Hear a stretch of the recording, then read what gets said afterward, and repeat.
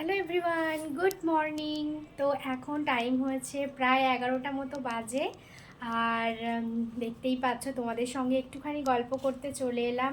সকাল থেকে কি কি করলাম না করলাম সবটা একটুখানি তোমাদেরকে আপডেট দিয়ে দিই।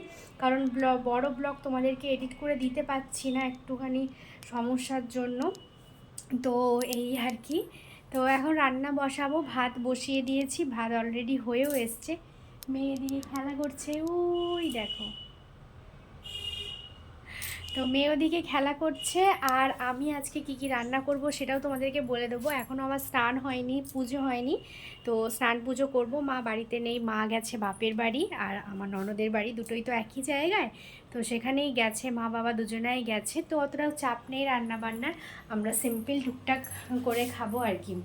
তো এদিকে দেখো আলু পটল কেটে রেখেছি, এটা একটুখানি মাখা মাখা করে করব।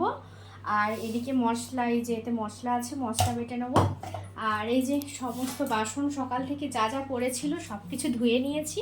আর এদিকে ফাইনালি ভাতটা হয়ে গেছে, এবার অফ করে দেবো, এবার নামিয়ে নেবো, তোমাদের সঙ্গে একটুখানি কথা বলি। আর এদিকে চুনো মাছ রয়েছে, এই যে চুনো মাছ, এটাকে নুন হলুদ মাখালাম এখন।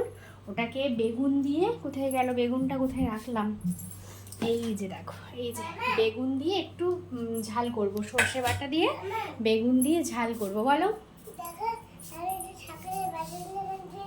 না না না না না না। তো চলো ঝটপট করে রান্না বান্নাগুলো করে নিই। আর সকালে ঘুম থেকে উঠেছি প্রায় 7:30টায়। তো তারপর উঠে কাচাকাচি সমস্ত কিছু কাজ সেরে নিয়েছি। তো এই ছিল সব, মানে সারাক্ষণ যা কাজ করেছি তাই তোমাদেরকে বলে দিলাম। মানে সকাল থেকে উঠে থেকে যা যা করেছি, আরও ঘরটা ঝাঁট দিয়েছি, আরও মেয়েকে খাইয়েছি, জামা কাপড় মিলেছি, বাবিকে খেতে দিয়েছি, এই সমস্ত করতে করতে 11টা 11:30 বেজেই গেল। চলো ঝটপট করে রান্নাটা করে নিই, নাহলে আবার দেরি হয়ে যাবে। আজকে মেয়ের 4টের সময় নাচ আছে, তো আবার নাচে যেতে হবে। খাওয়া দাওয়া তাড়াতাড়ি করে কমপ্লিট করে মেয়েকে ঘুম পাড়িয়ে দিতে হবে, এই আর কি। চলো তোমাদের সাথে আবার পরে দেখা হচ্ছে, ঠিক আছে? এখনের মতো টাটা।